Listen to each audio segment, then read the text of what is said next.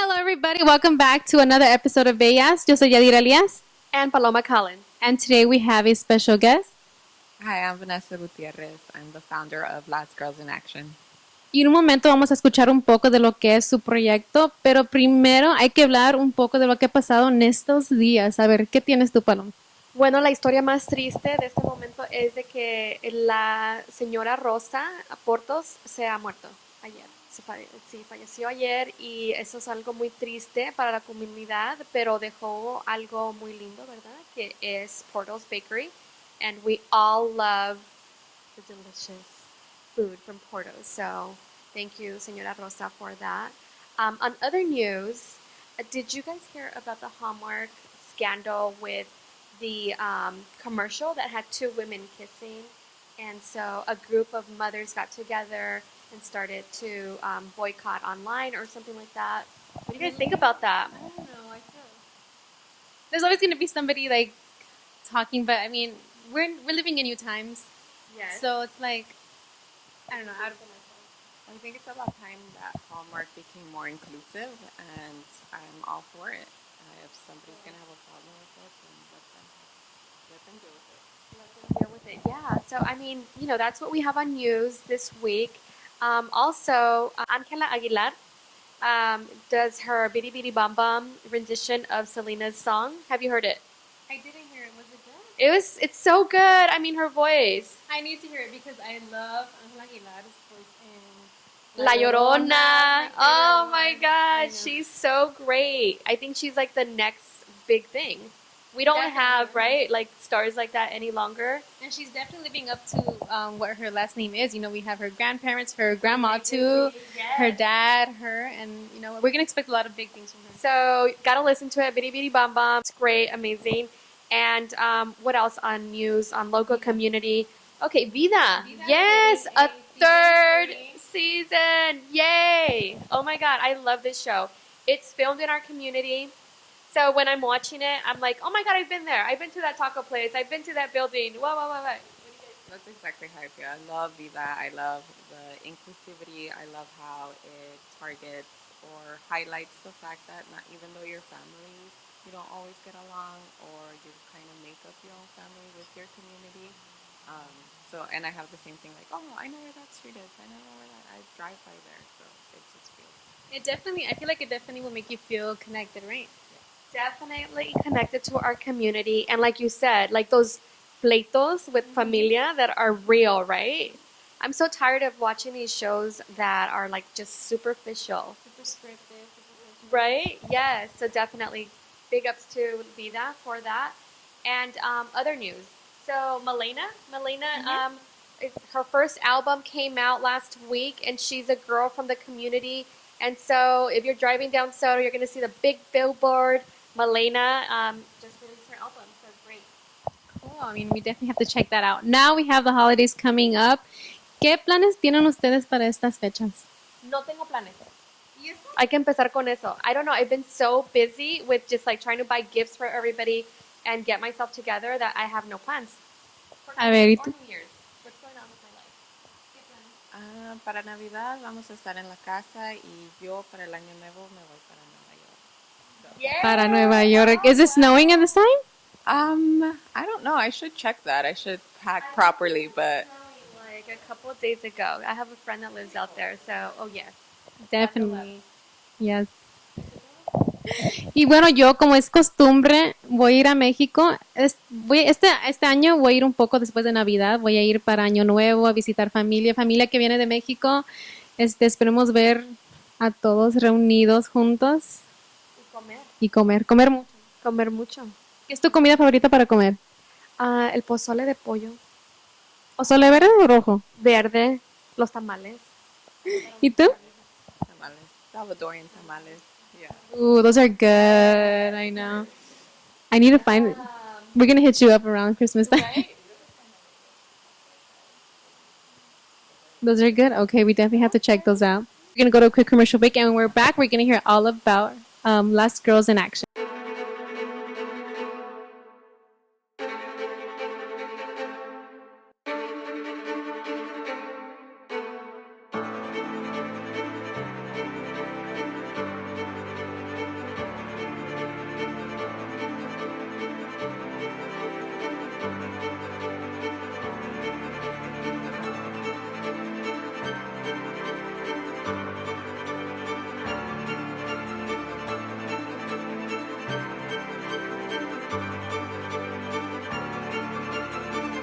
welcome back to Bellas, and we have Vanessa Gutierrez here, the co-founder, or the founder, I should say, of Las Girls in Action.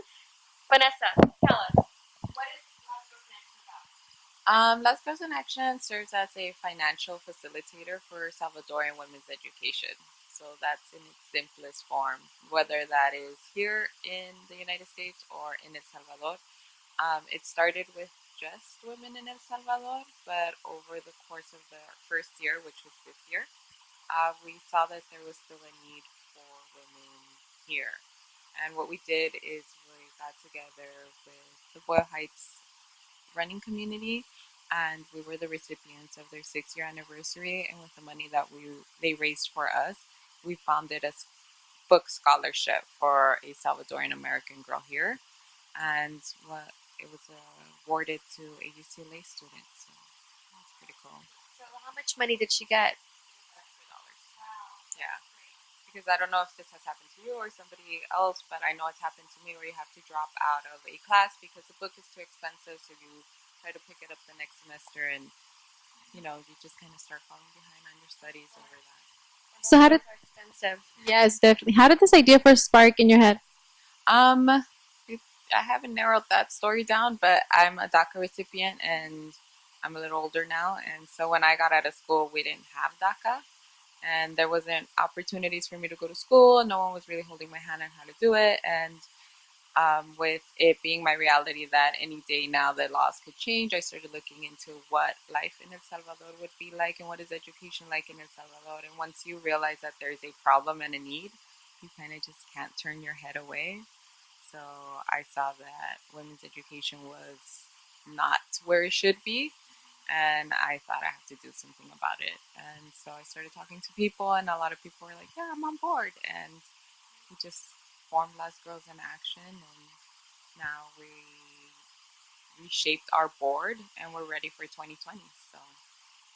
So I think what it is though is that I don't know if I'm wrong, but is it the connection that you had with realizing that women in El Salvador were going through maybe possibly the same thing that you were going through in terms of needing money for education, and that's how this idea came about? Yeah, pretty much. I know that there was a lot of obstacles for me because this isn't my country, and knowing that women in El Salvador are struggling just as bad didn't make sense to me because you should be able to thrive in your own country. And so that's kind of like, okay, let me help. Let's try to facilitate that. And the only thing that is stopping you from going to school is money. You have the brains, you have the willpower to do it, uh, you have the support system. Money shouldn't be a factor. So you mentioned 2020 and January, but what are some other things we can expect in the coming year? We had our Latinx prom, so I'm hoping to make that an annual thing. We had our poetry reading at Patria in September, so we're also hoping to make that an annual thing. It's like Central American Poetry Night. Um, what else? We funded 5 girls this year. We're hoping that our impact grows in 2020. So Raise money for this cause. So the way we raise money is through fundraisers and memberships. We're very grassroots. We don't have grants or like corporate funding yet. I hope.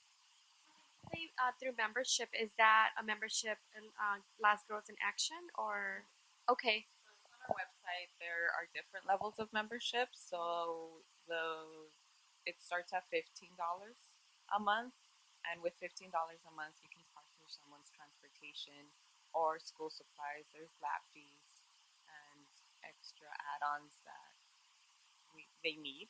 So with $15, it would help a girl in El Salvador achieve that. That's really cool because with just a little amount of money, we can make a difference. You go to a Starbucks, you go to a store, and you spend $5, $6 a day, and it's something that can really make a big difference. Which is The sisterhood, right? You're creating a sisterhood. I think that's amazing.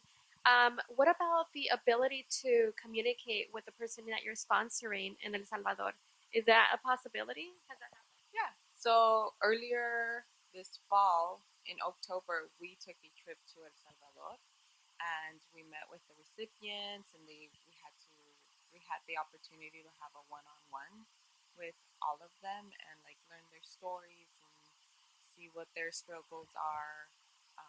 We have them up on our Instagram. We post about them and their application and just kind of quote on what it is that they're trying to achieve. Um, the organization we partnered up with is very transparent. They understand that we need communication and reports, and so it's a very good partnership. Tell us about an intriguing story that you heard about when you were over there. Is there anything that you think Because I can't go. It was my partner Joanna at the time, and so was compelling and just something that really hit you? yeah, so the partnership that we have is with an organization called Asociación Cinde, and it was founded by women. So women with the same need because they felt a need to build that sisterhood. And what they do is they have scholarships. They also do microloans for women to start their own businesses. They have an infant center. So for las mujeres ambulantes que venden en la calle, le cuidan los niños. So that infant center is for that. And she learned more about that and like took those stories with her, and she said it was very emotional, and she just came back so much more inspired. Something about it. I mean, in Mexico, when I've been to Mexico, I always see mujeres vendiendo comida con sus niñitos, o sea, allí cargados o allí en un lado. And I'm just thinking, it's exhausting, right? As a grown adult to be out there. Imagine how the children feel. And just thinking about that, right? It makes me think like that is such a good idea. They should do that more in more communities. Not only are they tired and it's just not an environment for a child, but they're exposed to things that children they're not learning, they're not being properly fed, all of the things that come with like being out on the street. And so to prevent early childhood education is really important. That's amazing. You know, something I always like to ask is, did you have any difficulties while building your foundation? Um, yes and no. It's I've taken my time with it, so it's not where it should be or where I think it should be because I'm pretty cautious. But there's always someone that's going to tell you, no, you can't do it, or no, that's not going to work. You know what? You should take this route. But if your gut tells you go left, even though everybody's telling you to go right. So you just have to listen to your gut if you think you're right. And if you fell, and you just get back up and do it again. Tell us a little bit more about how women can get involved in this cause. Again, you told us how this is something that they can look up on Instagram. Um, any community events coming up where they can meet you and have more information? Yeah, so in January we're going to have a vision board party where we're going to manifest for the new year and it's going to be great. And that one is donation based and it's more just to like have a presence and just start the new year within community and it'll be fun. There are different ways to support Last Girls in Action with or without money. So without money, it's just follow us on Instagram, repost our posts. If you can't go to one of our events, make sure that you've like shared it with your community. Another way is attending the events. If there is a fee, usually the fee is part of what goes into the pool for the scholarships. We also have our memberships. Again, it starts at $15 a month, and you can always just randomly donate. We have PayPal, we have our Stripe box, our donation box through our website. So everything goes to Let's Girls in Action's bank account. So where can we all find you, on your website, social media? So where can people know like where to do that? So on Instagram, we're Last Girls in Action, and our website is lastgirlsinaction.org. Yeah. Okay. When you say events, can you tell us a little bit more about that? Are these events like workshops for women? Can men get involved? What are the workshops or the events that go on? So our workshops are based on whatever is going on. It's like a brainstorming session. So whatever we come up with. Earlier in the year, we had a self care 101 workshop at the Left Bank in Frogtown, and where we raffled off a few things. We had someone from Latinx therapy come and give advice about mental health and how that's very important in our community. Men, women, non-binary, we try to create safe spaces wherever we are, so it's inclusive to everyone and anyone that wants to participate. If you believe in women's education, then we believe in you too, so you're more than welcome. Calendar of events on your website. We're always posting right before an event. We're always posting on Instagram. The calendar is up on our website, and for 2020, we're trying to have one event every month. So the first event that we're going to have is in January, the visual board party, and then in February we're going to have a Valentine's Day brunch. And so yeah, it's supposed to be like empowering. Every event that we have is to empower women or empower whoever attends. Really. Okay, women empowerment. I'm right there. What is women empowerment to you? Women empowerment means just being equal, being able to do what you want to do. So it could be anything. It could be staying home and raising your family. That more power to you, you know. But if that's not your calling and you want to go out and have a career, never have children, again, more power to you. It's being able to have the opportunity to do what you want. So that's it. There you go. Perfect. You heard it from Vanessa Gutierrez from Last Girls in Action. Thank you for being here with us. No, you did wonderful. Thank you for visiting us. And I just want to mention to both of you guys, well, we all know, this is going to be our last episode for the season ending. So you're even more special guest. We're going to have a bunch of new stuff, new projects for the coming season. What about you, Paloma? What do you think about all this? Well, I just want to say thank you to Bellas for having me for this season. It was great to meet so many organizations and community efforts. And so for the new year, we have new projects, new things coming up.